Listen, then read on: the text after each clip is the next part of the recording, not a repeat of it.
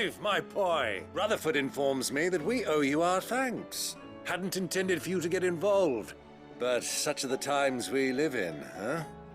I would have done the same for anyone else. You're far too modest, Clive. You'd make a terrible nobleman.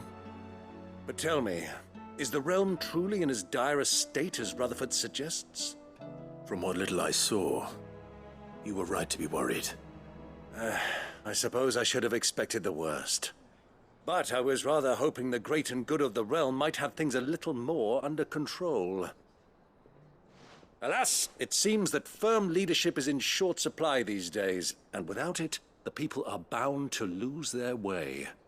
We must move quickly. But where do we start? True, the challenges that face us are many. But in my estimation, there are two key areas to be addressed before any other.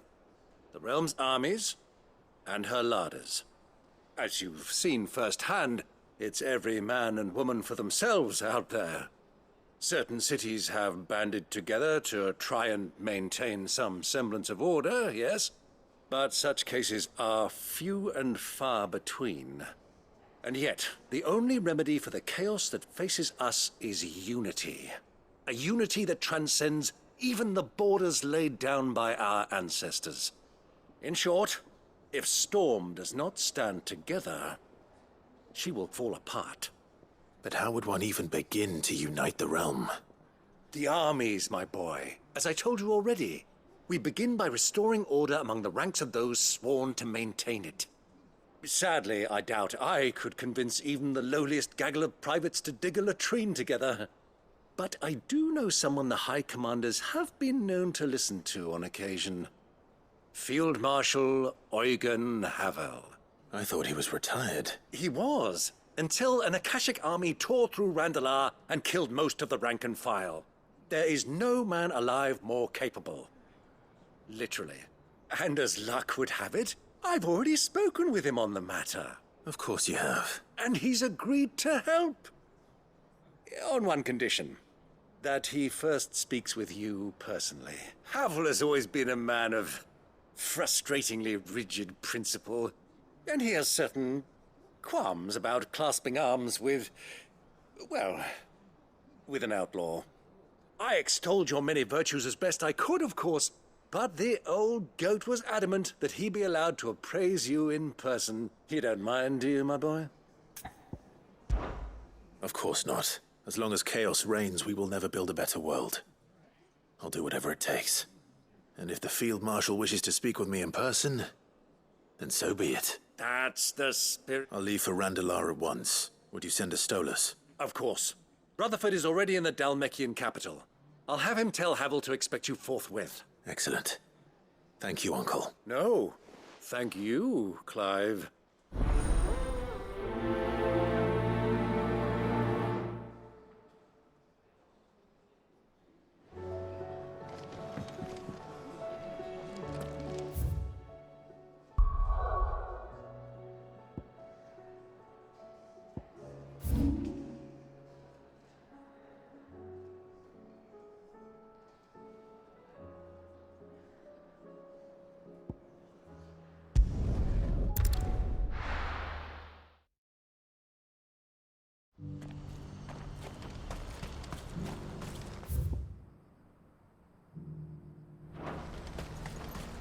Do you see that too?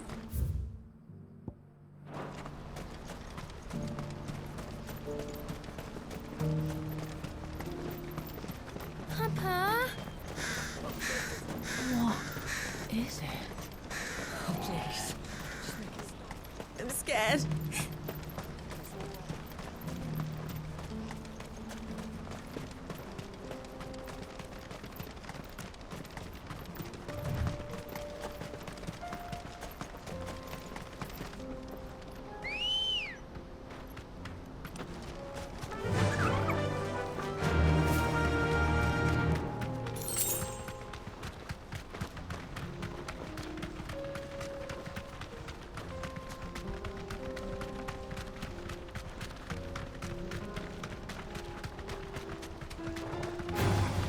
Time to fight.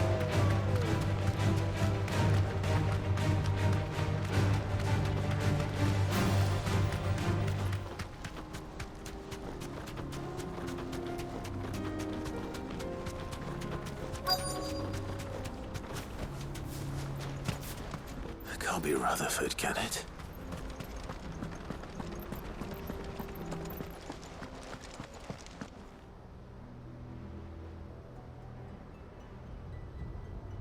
Turncoats and cowards, the lot of you! If it's a fight you want, it's a fight you shall have! Allow me. I don't need your... Please, Field Marshal, oblige him. This won't take long.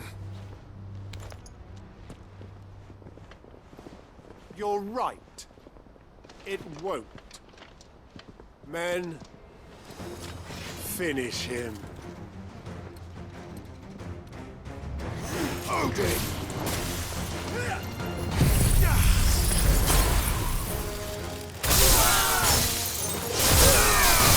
All yours, Tony!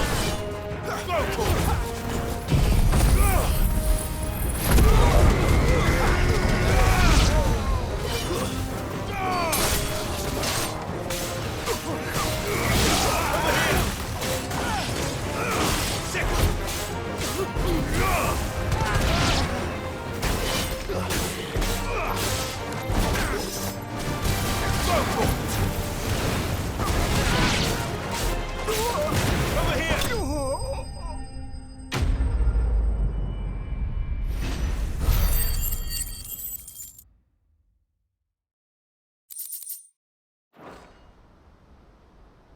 A little longer than I'd have liked.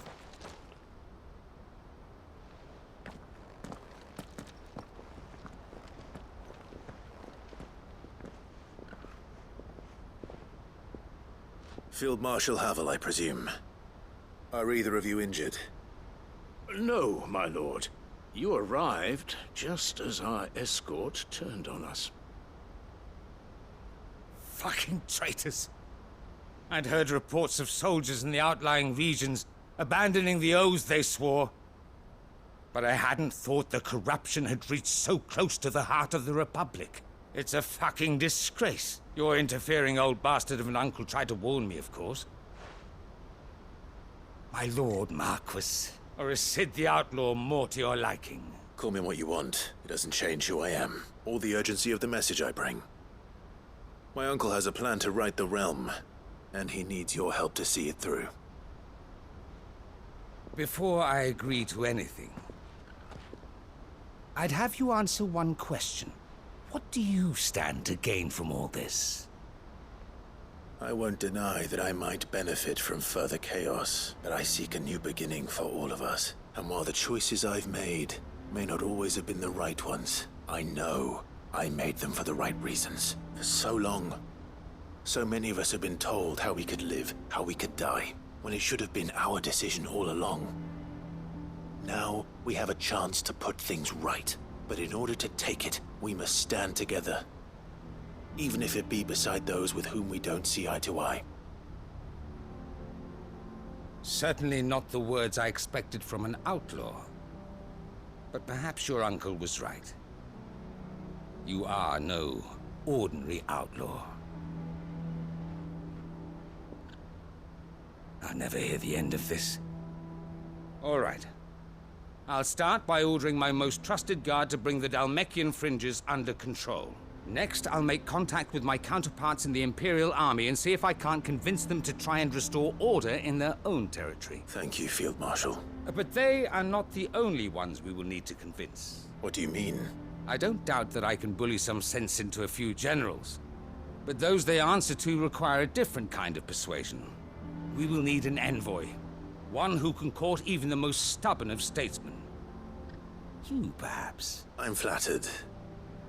But I'm no diplomat either. And I have other problems to attend to. What we need is a skilled arbitrator. And I may know just the person. Is that so? And would he happen to be an outlaw too? Of a different kind, perhaps. Beggars can't be choosers. I suppose we'll all have to find a little of the outlaw in ourselves if we're to make it through this. Very well. Send your man to me right away. I shall.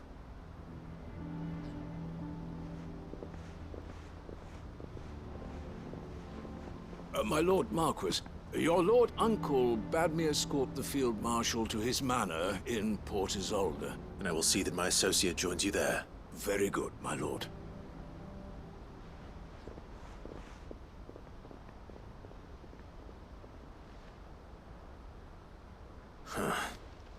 An envoy.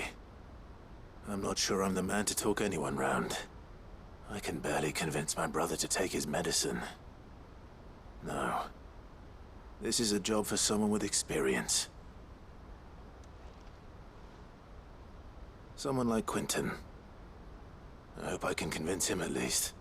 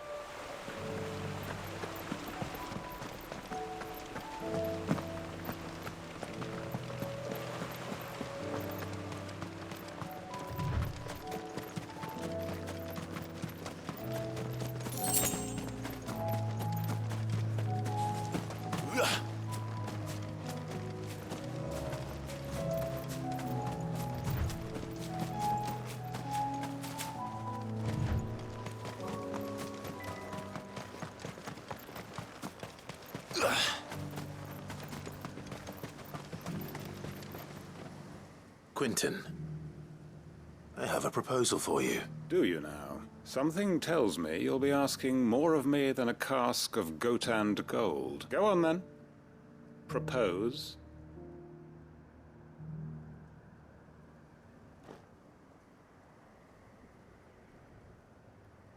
You'd have me convince the chiefs and chamberlains of the realm that they should simply swallow their pride and do the one thing that has proved impossible for thousands of years.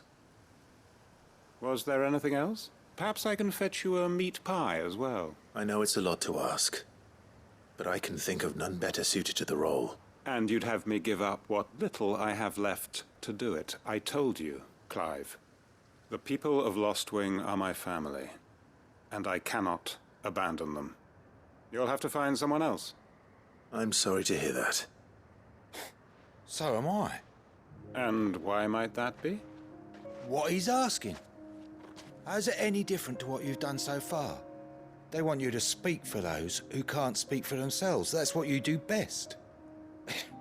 If it's the vineyard you're worried about, we'll see that the grapes are picked and the tons filled. You know we will. It's not that. Then what is it? You said yourself we're family. Don't you trust us? You know that's not what I'm... Then what are you saying? That only we are worth saving? Why turn your back on everyone else? You convinced us we could build new lives for ourselves, and if you can do that, who's to say you couldn't convince the entire realm? A stirring argument. I fear that any rejoinder I make might fall somewhat flat by comparison. So you'll join us? Where do you need me? Field Marshal Havel will want to speak with you in person. He's currently in Port Isolde. I can arrange for a party of Cursebreakers to accompany you there. That would be very much appreciated. I hear the roads are far from safe these days. Hopefully not for long. My uncle will want to know that his plan is taking shape.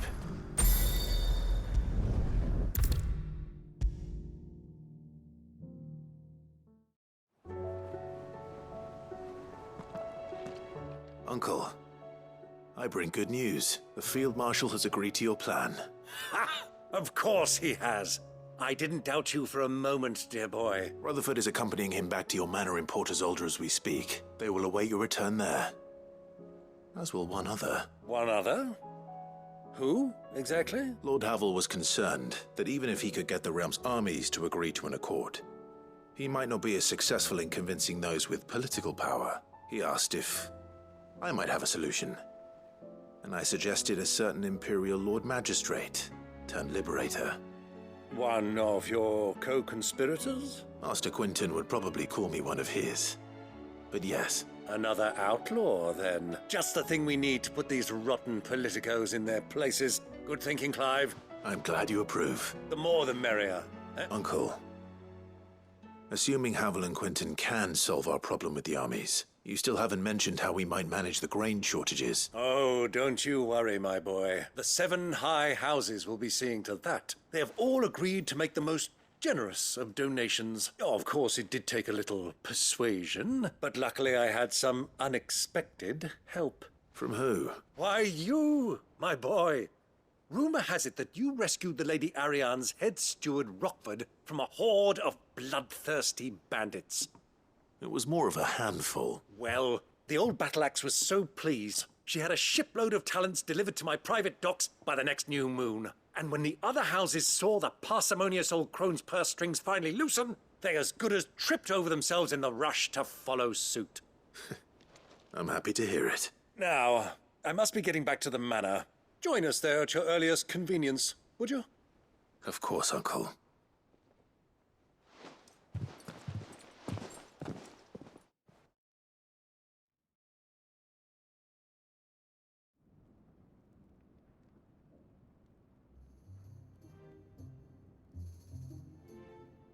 And how, pray tell, will we get that grain to the capital if the roads are still overrun with akashic? You'll find another bloody road. I only have so many men, and I'm not about to send them headlong into an ether flood. That is, unless you'd have them turn as well. Well, I'd certainly eat less.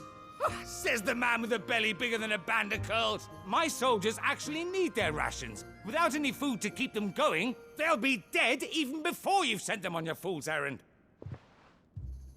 If I may, gentlemen, perhaps I might suggest an alternative approach. Though supply routes are indeed disrupted, there is no shortage of ships. Indeed, they bob away in every bay from here to Randalar, awaiting a safe haven.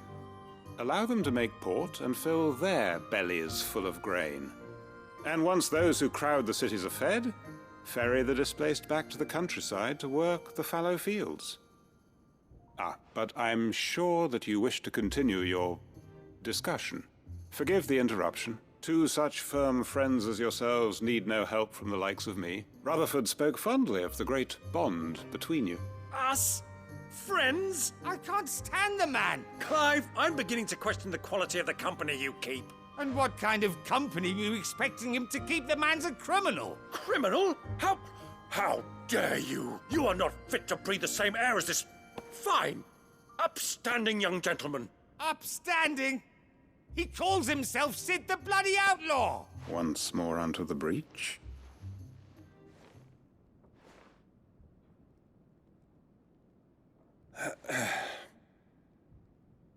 Shall we begin again? What we seek here is not to create a new nation, nor to claim the thrones of those that already exist. We wish simply to bring stability to the realm that mankind might weather the current storm. And to do that, we must convince those in power, the generals, the statesmen, the nobles, that our cause is just. There will be disagreements, yes. And I imagine some resistance, much resistance. But we cannot let that deter us. If we show them the path, show them that we walk it ourselves, then I am confident they will follow. The fate of the world lies in my nephew's hands, but the well-being of her people lies in ours.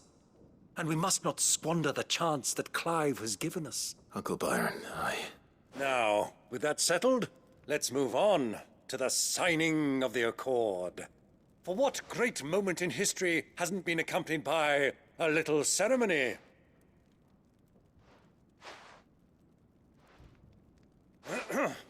Citizens of Valisthea, I present to you the Triunity. Rutherford, Mike Will.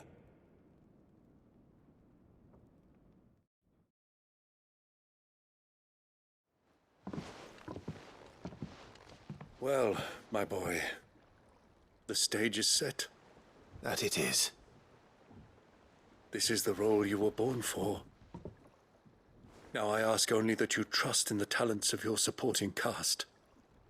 We shall play our parts to the best of our abilities, that you might have the opportunity to shine. The realm needs its Sir Crandall,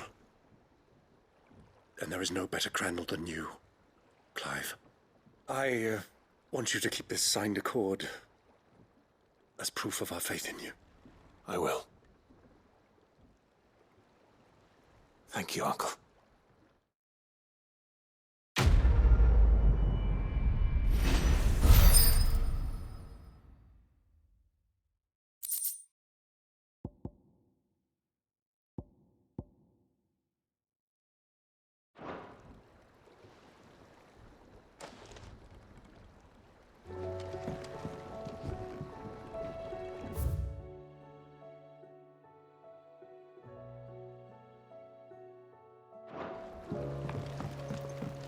What do you think that thing is? And how the hell is Sid gonna deal with that?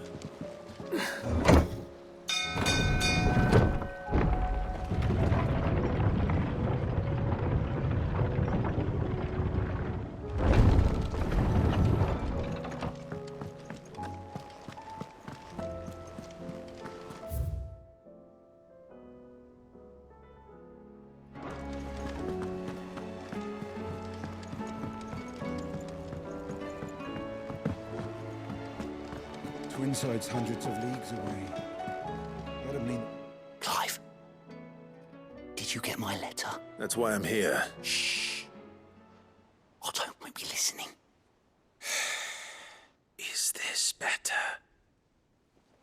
A little. Listen, I've some bad news. It turns out the hideaway may be slightly behind in its payment to certain lenders, and it's maybe my fault. But I swear to the goddess, I thought I had the numbers square. Sadly, that square turned out to be more of a circle. 0, you might say. I can straighten it out, I swear, but it's going to take some time, and I'm going to need help keeping it from Otto. Bit late for that, I'd say. There you are! What a surprise! So let me get this straight. You forget to pay our lenders what they're due, and instead of coming straight to me, you get Clive to come to you. And I will dig you out of the hole you've dug for yourself. Clive, the man in charge of the place you've been cheerfully trying to bankrupt. And you thought this was a cunning plan. Why? Well, who needs paying? Oh, just Martha. And the dame. And, well, Lady Karen. But only 500 talents. We owe 3 of our most trusted friends 5 million gil. Each. 5 million. They lent us the bulk of the money we used to rebuild the hideaway, you see? And, well, I must have made some sort of oversight. Those ledgers were my responsibility. And it was my decision to entrust them to you. This is my fault. Do we have that much to hand? I can always ask my uncle. No, we don't. And no, you won't.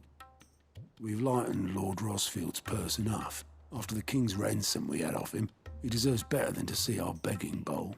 Besides, we'll need to learn to stand on our own if we're gonna make this work. All right. But that doesn't mean you have to shoulder the burden yourself. Is there anything I can do to help? There might be. How'd you fancy taking these to Martha and the dame? Rocks. Rocks, he says. Worth 1,000 talents apiece, these are. A little something Sid and I set aside for when times got lean, and I reckon 15 million in overdue debt probably qualifies. I just hope our associates' eyes are a bit more discerning than yours. I'm sure there will be. Should be me making the rounds, really. But you know how it is with this place. Orders to bark, arses to wipe, and all that. I know. Which is why I don't mind going in your place. Go. Do you know why I only gave Master Clive here 2 star rubies? Because you'd rather Lady Karen killed me. Because I'd rather Lady Karen killed you. Yes.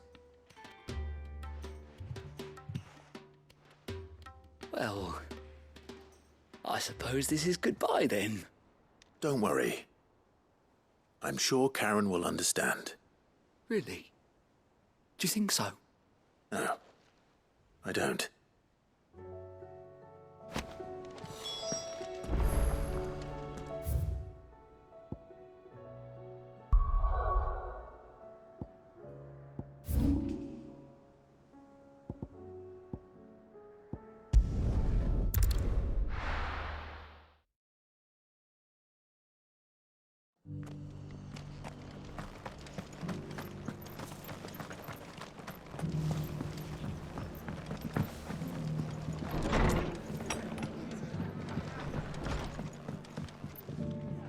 Clive, we weren't expecting you. I wasn't expecting to be here, but it seems we still owe you a considerable amount of coin for your help with our rebuilding efforts. And though I doubt it's what you were expecting, we were hoping you'd take this as payment.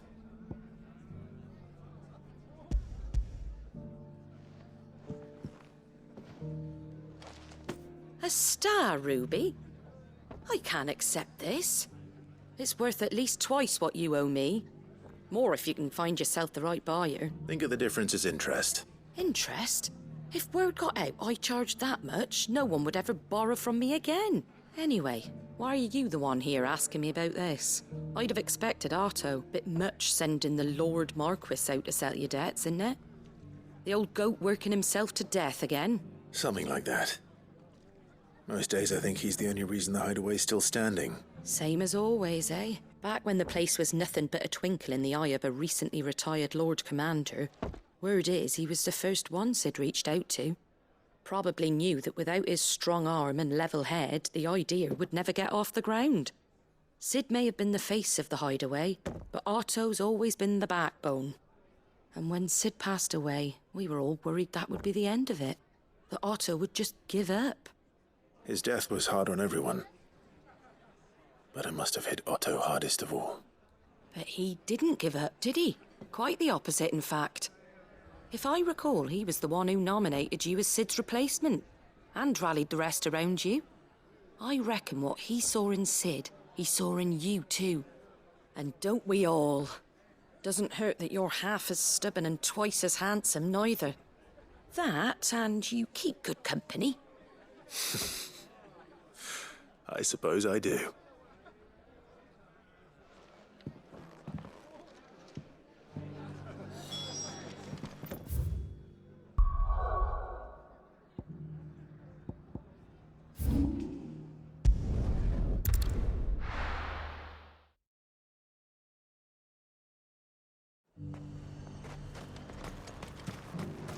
And how might I help the garrison today?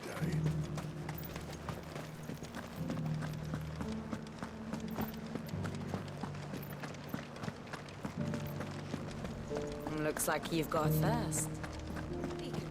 But enough talk. How about we...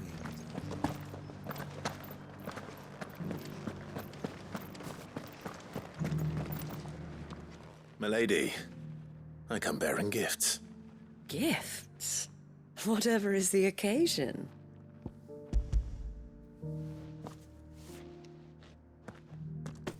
Oh my. Clive, you really have outdone yourself. Otto asked me to give it to you, to settle the hideaway's debt with the Veil, and to compensate you for the time it took us to do so. You disappoint me, Clive. I thought you might finally be warming to me. Tell Otto he can keep his baubles. I tried to tell him as much the first time around. The man owes me nothing. Nor does the hideaway. My contribution to the restoration effort was made freely and willingly. It was the least I could do. You once told me Sid did you a kindness.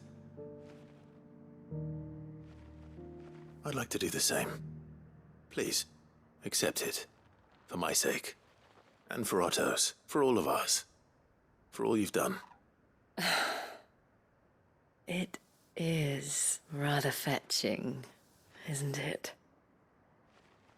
Very well. Otto is lucky to have you, Clive. I doubt anything could ever replace his son. But you and the others at the Hideaway are the closest thing he has to family. Otto had a son.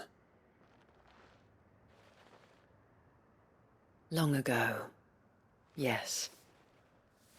Sid told me Otto lost him when he was just a boy, and blamed himself for not being able to stop it.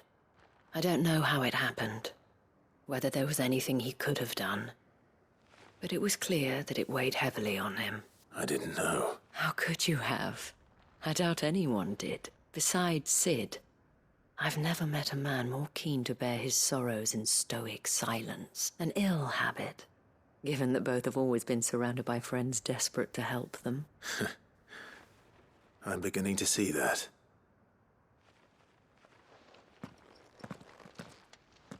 Gob will want to know the stones were delivered, if he's still with us.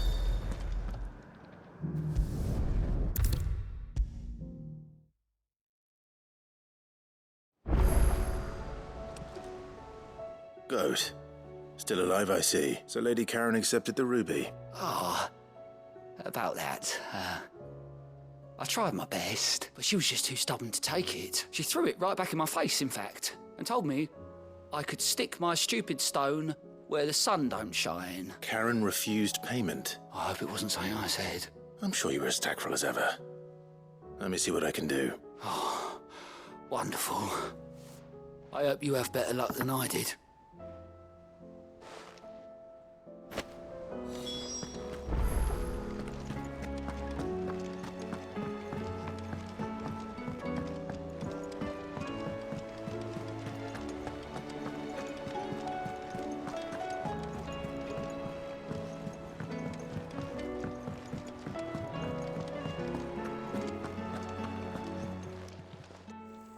Lady Karen, Goat tells me you weren't happy with our offer. Would you prefer the debt was repaid in coin? What debt? I don't recall lending any of you like me hard-earned gil. I may have tossed a talent or two in the Hideaway's coffers, but those were donations. And you can hardly call it charity if you go asking for it back. Of course not. But one good turn deserves another. And our circumstances have changed. Surely you wouldn't shun the gratitude of a pauper who happened to have become a prince. Oh, so you're a prince now, are you? Fine. But I'm selling it and taking what I'm owed, then you're getting the rest whether you like it or not.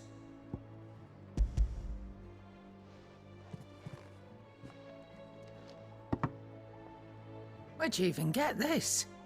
A decent trader might nab 1,000 talents for a star ruby. A canny one, meanwhile, might claim it were nicked from the belt of Sid the Outlaw himself and ask twice as much.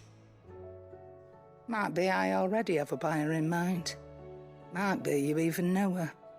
A fine continental maid whose beauty's only eclipsed by a guile in commerce. You wouldn't mind, would you? Not at all. Just be sure to tell her that it's always a pleasure doing business.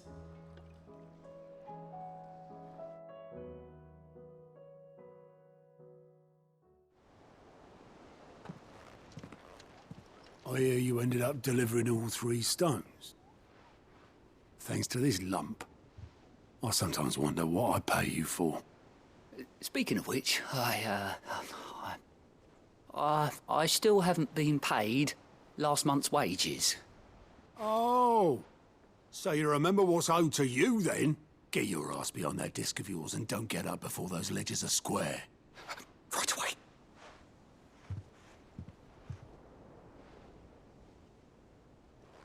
I've seen that before. Yeah. Plenty of times. It was the only goblet Sid ever used. Either out of habit, or because the filthy sod couldn't be bothered to find a clean one. I knew so little about him. Like most people. Martha and the Dame both seem to have fond memories of him. I bet they do. How long did you know Sid before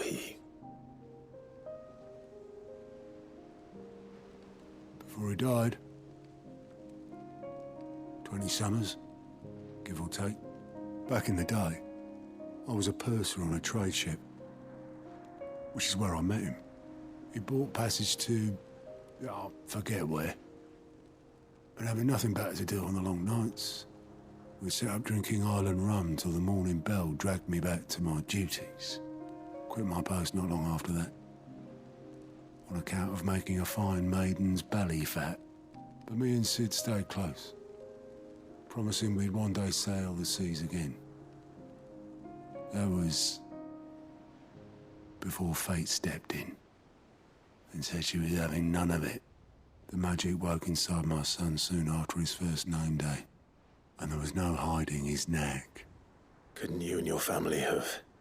My family were the ones who summoned the constable, wanted the monster taken away.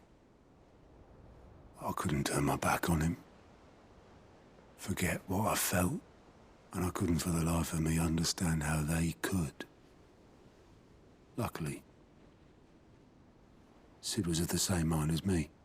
It was him who stood beside me when all I wanted was to tear the whole world down. Him who cried for me when I had no tears left of my own. Him who swore he'd do everything he could to stop it from happening again. And he was true to his word, too. Left the Royal Army once and for all. His ranks, his ribbons, gone. Just like that. Threw away everything he had. All to right a wrong that no one else had the courage to face. I knew then I'd follow that man to the ends of the earth.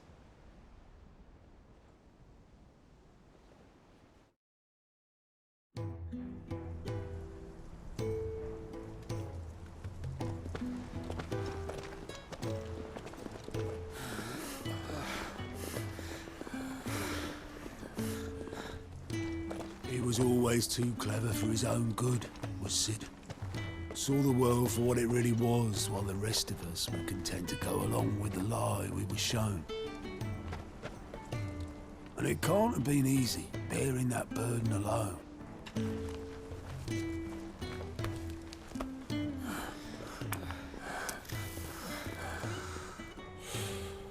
But he didn't let it stop him. He never lost faith in what he believed was right. And that gave us faith in him. Faith he'd steer us true. So I swore to myself that I'd always be right behind him, ready to catch the stubborn sod, if ever he should fall.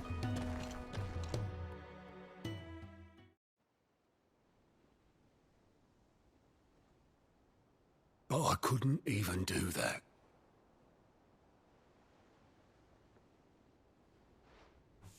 Ignore me. Just the ramblings of a tired old man. Leave that lot. I'll tidy it up in a bit.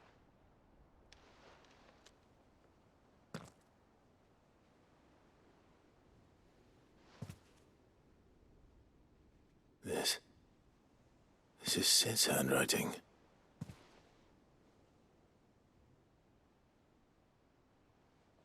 Dear Otto. I may be drunk, but I wanted you to know this place would be fucked without you. Love you, you grumpy old sod.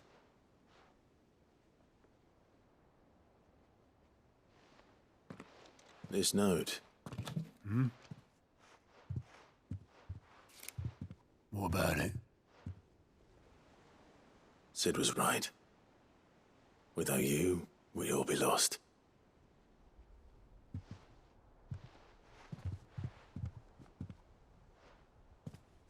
He should have bloody well said so then. Just once. Before he went. But then, why would he? Him, or anyone? I'd only have told him to piss off.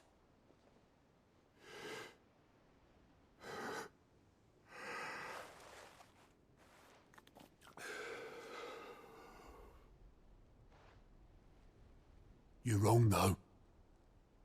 Both of you. It was never just me keeping the hideaway afloat. It was all of us. I just shoved people in the right direction. I barely seem to be able to do that anymore.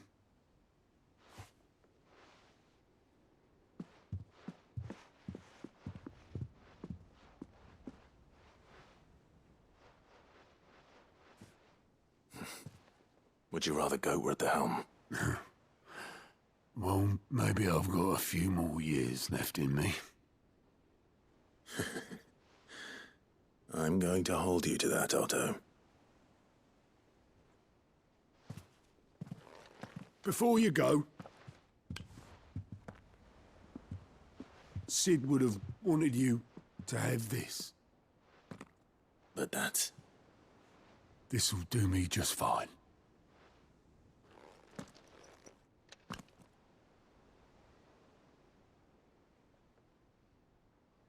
Thanks for the ray of sunshine. I'll see if I can't pay you back. Already have.